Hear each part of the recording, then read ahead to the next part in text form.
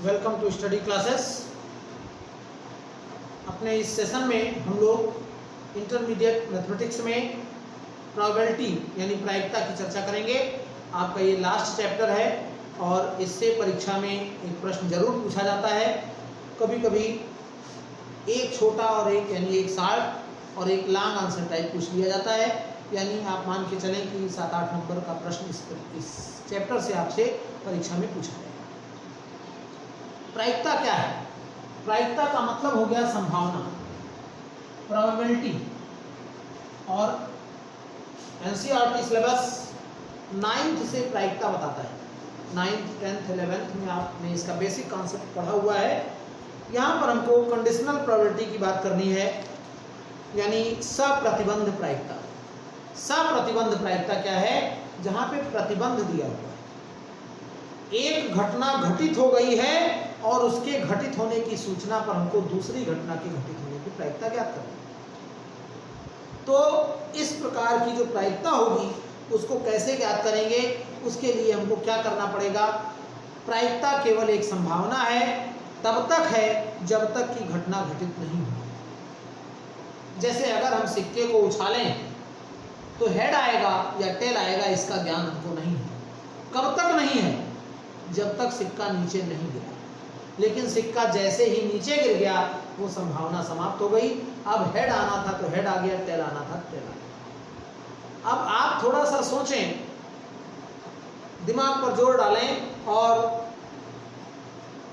जब आप इसको सोचेंगे तो आपको लगेगा कि सिक्का उछालते समय, क्रिकेट के खेल में सिक्का उछाला जाता है तो सिक्का ही क्यों उछाला जाता है? इसलिए उछाला जाता है क्योंकि सिक्के के कहा जाता है सिक्के के दो पहलू, एक तरफ हेड एक तरफ टेल, और दोनों की समान प्रायिकताएं हैं, यानी दोनों की संभावनाएं समान हैं, इसलिए सिक्का उछाला जाता है। और एक टीम कहती है टीम ए और टीम बी है, और सिक्का उछालते समय टीम ए और टीम बी, और ए से पूछने पर क्या मिला? पूछने पर टेल कहा इसने। तो इसका मतलब ये नहीं है कि बी हार गया, बी हार नहीं गया, बस इतना हुआ कि बी से नहीं पूछा गया। हो सकता है बी की इच्छा भी टेल की रही हो, तो बी की इच्छा टेल की रही होगी, वो खत्म बात, क्योंकि ए से पूछा गया। लेकिन अभी भी उतनी ही संभावना बी के जीतने की है, टॉस जीतने की, जितनी ए की। क्यों?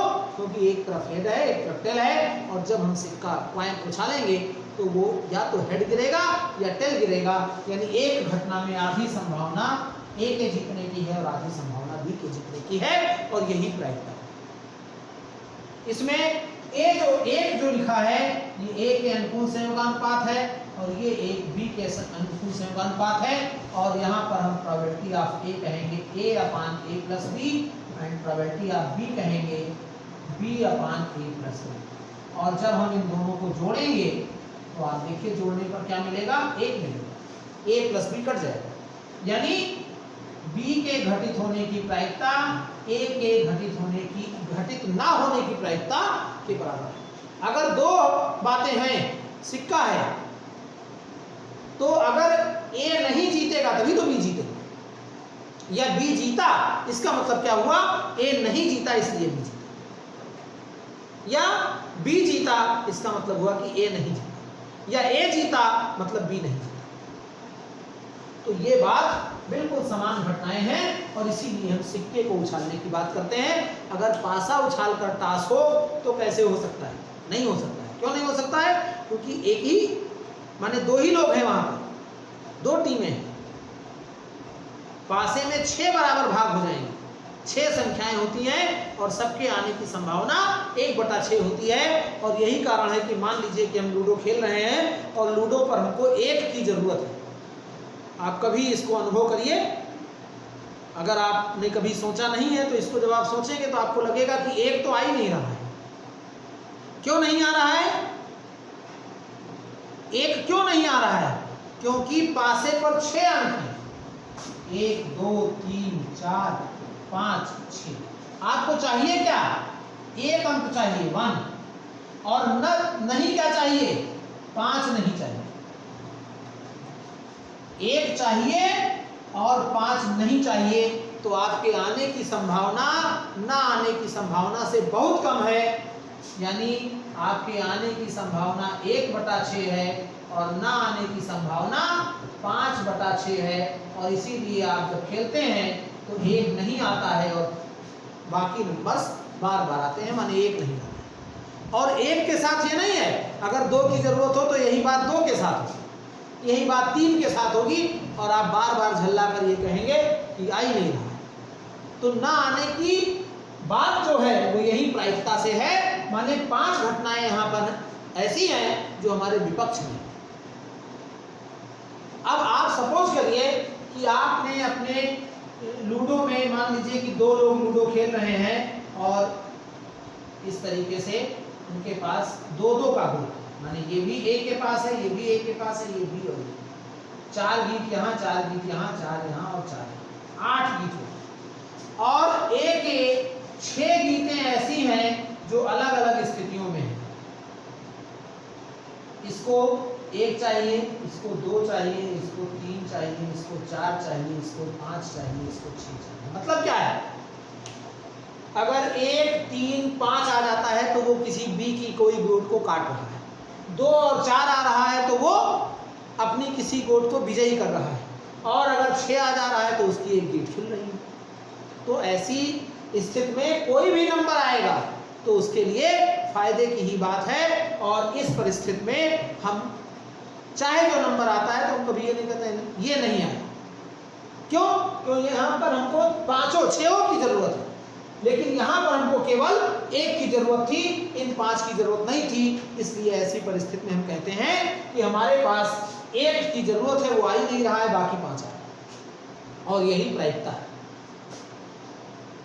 6 नंबर थे, 1 की हमको जरूरत है, 5 की जरूरत नहीं है, इसलिए हम ये जब हम खेलते हैं, पासा फेंकते हैं, तो हमको 1 नहीं आता है, बाकी नंबर बार बार आते हैं। 1 भी आता है, 1 के आने की संभावना भी उतनी ही है जितनी 2 की, 3 की, 4 की, 5 की, 6 की। लेकिन हमारे पक्ष में केवल 1 नंबर है और बाकी विपक्ष में 5 नंबर हैं। इसलिए हमको ऐसा प्रतीत होता है कि कोई एक संख्या जो हमको जरूरत है जिसकी, वो नहीं आ रहा है, बाकी सब, और यही प्रायिकता है। और इन सब की चर्चा आप इसके पहले के क्लासों में कर चुके हैं। हमने थोड़ा सा बेसिक लेकर क्लियर किया है, क्योंकि प्रायिकता लोगों को समझ में नहीं आती है, इसलिए हमने थोड़ा सा बेसिक कॉन्सेप्ट यहाँ क्लियर कराने का प्रयास किया है कि आपको प्रायिकता समझ में आ जाए। और आप पूरा वीडियो देखेंगे, पूरे जितने लेक्चर होंगे आप वीडियो देखिए, निश्चित रूप से आपको प्रायिकता समझ में आ जाएगी और प्रायिकता के प्रश्न आप निश्चित रूप से हल कर लेंगे, कहीं कोई समस्या नहीं। कठिन जरूर है, लेकिन पढ़ेंगे तो कुछ कठिन नहीं है, आप समझने का प्रयास करेंगे तो प्रायिकता होगी। तो हम कंडीशनल प्रोबेबिलिटी की बात करें कि कंडीशनल प्रोबेबिलिटी क्या है और कैसे हम प्रायिकता ज्ञात कर सकते हैं। तो सप्रतिबंध प्रायिकता माने अगर 2 घटनाएं हैं E और F, E तथा F 2 घटनाएं हैं और कहाँ के हैं, किसी यादृच्छिक परीक्षण के प्रतिदर्श समष्टि की 2 घटनाएं हैं, और इन घटनाओं में हमको F घटना के घटित होने की सूचना ज्ञात है, माने F घटना के घटित होने पर हमको E की प्रायिकता ज्ञात करनी है। तो ऐसी प्रायिकता सप्रतिबंध प्रायिकता कहलाती है, माने F के घटित होने की सूचना पर E के घटित होने की प्रायिकता ज्ञात करने को हम सप्रतिबंध प्रायिकता ज्ञात कहते हैं। तो F के घटित होने की सूचना पर E के घटित होने की प्रायिकता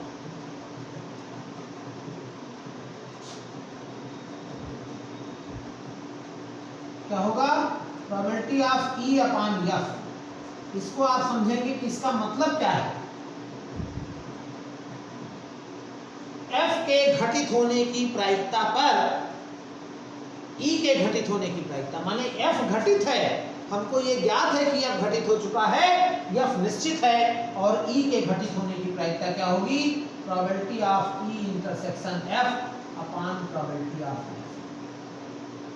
जो यहाँ बटे में रहेगा, फार्मूला याद करना बहुत आसान है, probability of E upon F equal to probability of E intersection F upon probability of F। किंतु यहाँ शर्त है कि प्रोबेबिलिटी ऑफ एफ 0 नहीं होना चाहिए। तो इस प्रकार से एफ के घटित होने की सूचना पर ई के घटित होने की प्रायिकता सप्रतिबंध प्रायिकता यानी कंडीशनल प्रोबेबिलिटी कहलाती है, और इसकी प्रायिकता का जो मान होगा probability of E upon F equal to probability of E intersection F upon probability of F, ये हो जाएगा।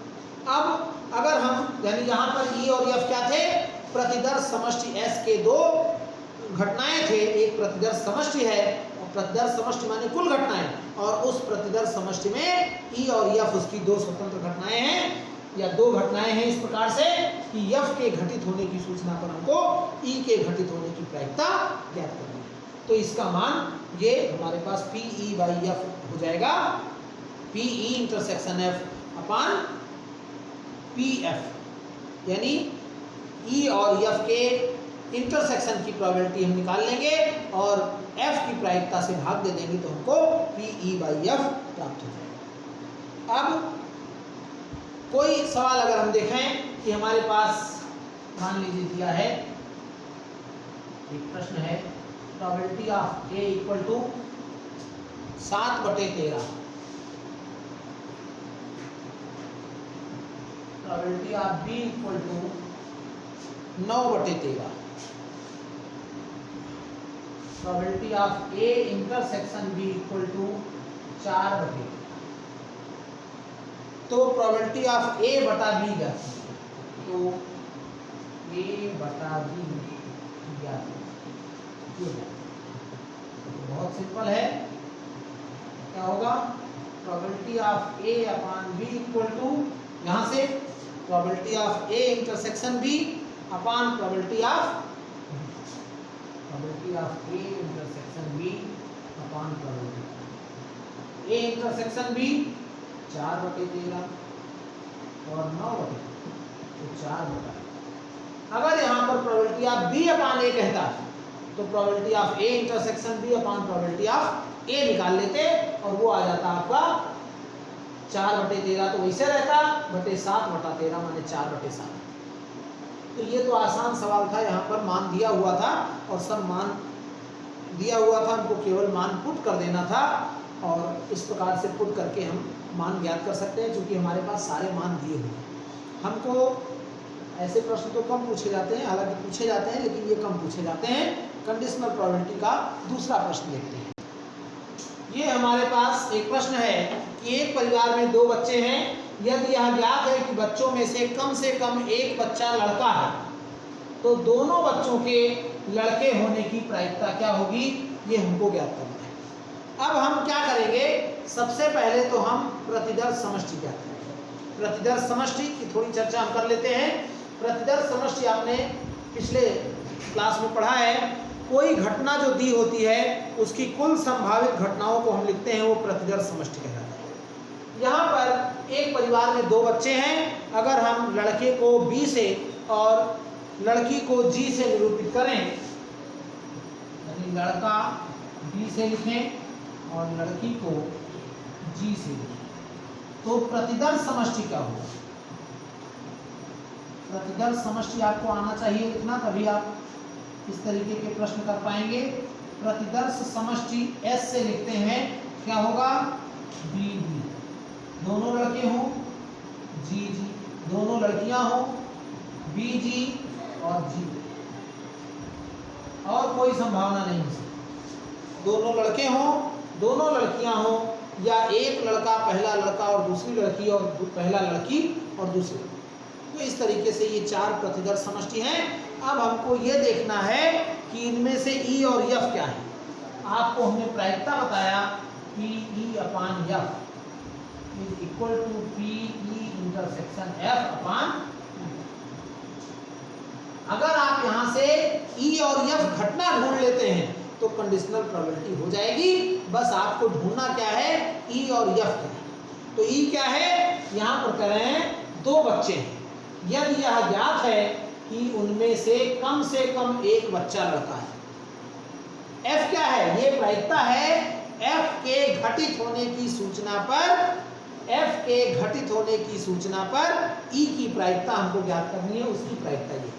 तो ई और एफ क्या है, ई और एफ दो घटनाएं हैं और उन घटनाओं का आप व्याख्या यहाँ लिख लीजिए कि इन घटनाओं को क्या कहेंगे। ई कौन सी घटना है, हमको प्रायिकता जिसकी ज्ञात करनी है उसको ई कहेंगे। बहुत आसान है ढूंढना, जिसकी प्रायिकता ज्ञात करनी है वो ई हो गया। तो किसकी प्रायिकता ज्ञात करनी है, दोनों बच्चों के लड़के होने की प्रायिकता हमको ज्ञात करनी है, इसलिए ई क्या हो गया, दोनों बच्चे लड़के, ये हमारा ई घटनाक्रम है। और यफ क्या है, यफ क्या है, जो घटित है, जिसकी सूचना हमको प्राप्त है, तो कौन सी घटित है, बच्चों में से कम एक बच्चा लड़का है, यानी दोनों बच्चों में से कम एक बच्चा लड़का है, ये यफ है। अगर आपने ये ढूंढ लिया है तो फिर कोई दिक्कत नहीं। अब आप ई ढूंढ लेंगे, ई क्या होगा, ई क्या है, दोनों बच्चे लड़के हैं, दोनों बच्चे लड़के कहाँ हैं, बी बी, ये क्या हो गया, बी, यानी number of E, ordinal number of E 1 हो गया, ई में अवयवों की संख्या 1 हो। और एफ क्या होगा, दोनों बच्चों में से कम एक बच्चा लड़का है, तो कम से कम एक बच्चा और दो बच्चा भी, यानी एफ क्या हो गया, बी बी, बी जी और जी, यानी नंबर ऑफ एफ क्या हो गया, 3। और नंबर ऑफ एस आपके पास 4 है ही है, 4 है। ई इंटरसेक्शन एफ निकालिए, कितना होगा,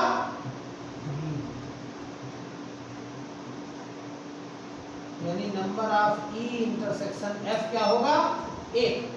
cardinal number of E intersection F equal to 1 होगा। अब probability of E intersection F equal to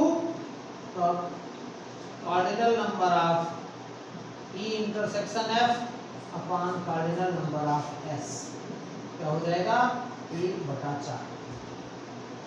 1/4 आपकी प्रायिकता हो गई ई इंटरसेक्शन एफ की, और एफ की प्रायिकता क्या हो जाएगी, cardinal number of F upon cardinal number of S, यानी 3/4।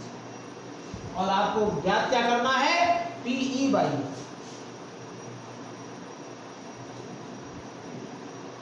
Probability of E intersection F upon probability of F. तो probability of E intersection F हो गया 1/4 और बटे 3/4, यानी आपका उत्तर हो गया 1/3। बहुत आसान सवाल, कुछ नहीं है इसमें, बस दिक्कत क्या है, आप ई और एफ नहीं जान पाते। प्रतिदर्श समष्टि लिखिए और ई और एफ लिख लीजिए। ई क्या है, जिस घटना को हमको प्रायिकता ज्ञात करनी है वो ई हो गया, और जो घटना घटित हो चुकी है जिसकी सूचना पर हमको प्रायिकता ज्ञात करनी है वो एफ हो गया, और फिर हम इसको शामिल करें। बहुत इंपॉर्टेंट प्रश्न है, यह दिया गया है कि दो पासों को फेंकने पर प्राप्त संख्या भिन्न भिन्न है, दोनों संख्याओं का योग 4 होने की प्रायिकता ज्ञात कीजिए। जब आप दो पासे फेंकते हैं तो कुल घटनाएं कितनी होती हैं, दो पासे फेंकने पर कुल घटना 36 होती है। कैसे, 1 1 1 2 1 3 1 4, फिर 1 5 और 1 6, और ऐसे 2 1 2 2 2 3 2 4 2 5 2 6, 3 1 3 2 3 3 3 4 3 5 3 6, 4 1 4 2 4 3 4 4 4 5 4 6, 5 1 5 2 5 3 5 4 5 5 5 6, और 6 1 6 2 6 3 6 4 6 5 6 6, कुल 36 घटनाएं होंगी। और इनमें से 6 घटनाएं ऐसी होंगी, यानी ये प्रतिदर्श समष्टि जो हो गया वो हो गया number of cardinal number of S equal to 36। 6 घटनाएं ऐसी होंगी जिनमें समान अंक होंगे, समान अंक वाली घटनाएं, या दोनों समान अंक। कितनी घटनाएं होंगी, 1 1, 2 2, 3 3, 4 4, 5 5 और 6 6। कोई और बच रही है? कुल 6। और हमको चाहिए क्या? ये ज्ञात है कि दो पासों को फेंकने पर प्राप्त संख्याएं भिन्न भिन्न हैं, ये हमको ज्ञात है। यानी हमारे पास 6 घटनाएं ऐसी हैं जिनमें संख्याएं समान हैं, तो जो ज्ञात है माने ई और एफ घटनाएं क्या होंगी? ई और एफ। ई क्या है? ई वो घटना है जिसकी प्रायिकता ज्ञात करनी है, और वो कौन सी घटना है? 4 होने की प्रायिकता, यानी अंकों का योग 4 होने की घटना, ये आपको ई पता होगा। और यफ क्या है? जो हमको ज्ञात है, या दिया गया है। क्या ज्ञात है? या दिया गया है कि दोनों पासों को फेंकने पर प्राप्त संख्या भिन्न भिन्न है, यानी दोनों पासों को फेंकने पर भिन्न भिन्न संख्या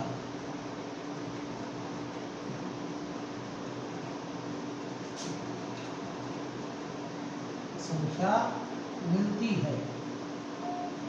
ये घटना जो है वो क्या है? यफ। तो अब आप ई निकाल सकते हैं। ई क्या है? 1 3, 3 1 और 2 2, और कहीं भी 4 नहीं हो सकता है।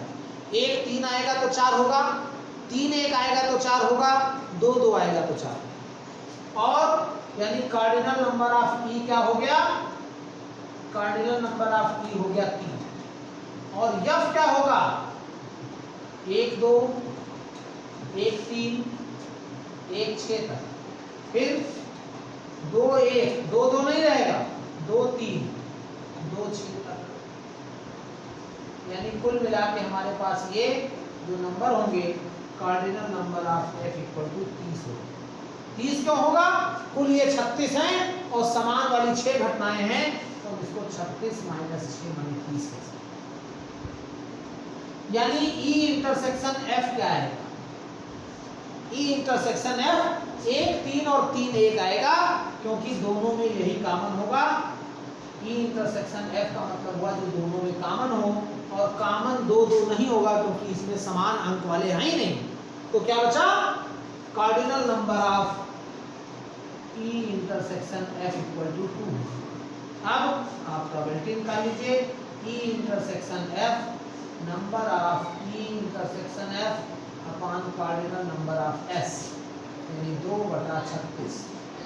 और प्रोबेबिलिटी ऑफ एफ क्या हो जाएगा? F upon S. एफ में 30 है और एस में 36। और अब जब आप इसको भाग दे देंगे ई अपॉन एफ, यानी दोनों पासों पर आने वाले अंकों का योग 4 होने की प्रायिकता, जबकि उन पर आए हुए अंक जो हैं वो समान अंक नहीं हैं, तो ई अपॉन एफ हो गया probability of E intersection F upon probability of 2/36 2/30/36। तो हमारे पास ये 2/30 हो जाएगा और आपका 1/15 होगा। इस तरीके के सवाल आपकी परीक्षा में पूछे जाएंगे और ये बहुत इंपॉर्टेंट प्रश्न हो सकता है। इसी प्रश्न की बात करें अगर हम, आपको कहीं दिक्कत हो रही है तो थोड़ा सा समझने का प्रयास करिए यहीं पर कि कुल घटनाएं हमारे पास 36 है। 36 घटनाओं में 6 घटनाएं ऐसी हैं जिनमें पासों पर समान अंक आएंगे, यानी 1 1 आ सकता है, 2 2 आ सकता है, 3 3 आ सकता है, 4 4 आ सकता है, 5 5 आ सकता है, या 6 6 आ सकता है। इसके अलावा कोई ऐसी घटना नहीं है जिनमें समान अंक आए। तो 6 ये घटा देंगे, यानी 30 हमारे पास कुल हुआ। और 30 में से हमको कौन सा युग्म लेना है? हमको 4 की जरूरत है, यानी दोनों पासों पर आने वाले अंकों का योग 4 होना चाहिए। तो जब 4 होगा तो 4 कब हो सकता है? 1 3, 3 1 या 2 2 पर हो सकता है। 2 2 इसमें है ही नहीं, क्योंकि समान अंक वाले घटनाओं को हटा दिया गया है। तो केवल हमारे पास 2 घटनाएं हैं, 1 3 और 3 1, यानी 2 घटनाएं हैं। तो हमारी प्रायिकता हो जाएगी 2/30। साधारण तरीके से जैसे आप पढ़ते आए हैं प्रायिकता, जब हम कोई कंडीशन की बात नहीं करते हैं तो हमारे पास कुल घटनाक्रम 30 है, हमारे अनुकूल घटनाक्रम 2 है, तो प्रायिकता हो गई 2/30, तो 1/15 हो गया। लेकिन ये तरीका यहाँ पर ठीक नहीं है। क्यों नहीं ठीक है? क्योंकि यहाँ पर आपके सिलेबस में कंडीशनल प्रोबेबिलिटी है, और कंडीशनल प्रोबेबिलिटी में क्या होता है?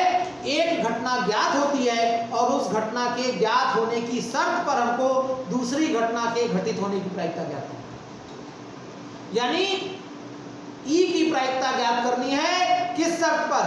एफ ज्ञात हो इस शर्त पर। Probability of E by F ज्ञात करनी है, और probability of E by F का फार्मूला होता है ई इंटरसेक्शन एफ की प्रोबेबिलिटी अपॉन एफ की प्रोबेबिलिटी। तो हमको यहाँ पर 2 पासों को फेंकने पर ये ज्ञात है कि ऊपर उस पर जो अंक प्राप्त हो रहे हैं वो भिन्न भिन्न हैं, माने कुछ ऐसी शर्त है कि 1 1 2 2 3 3 4 4 5 5 6 6 नहीं आएगा। इस शर्त के साथ इस बात की प्रायिकता ज्ञात करनी है कि ऊपर आने वाले अंकों का योगफल 4 हो। तो आने वाले अंकों का योगफल 4 3 स्थितियों में ही हो सकता है। अगर 2 पासे फेंके जाएं तो केवल 3 स्थितियां ऐसी हैं जब हमारे पास आने वाले अंकों का योगफल 4 होगा। वो कौन सी स्थितियां हैं? 1 3 3 1 एंड 2 2। कुल 36 घटनाएं होंगी, यानी लेकिन हमारे पास जो हमारे पक्ष की घटनाएं हैं वो केवल 3 है। अब 3 में ये घटना हट जाएगी। क्यों हट जाएगी?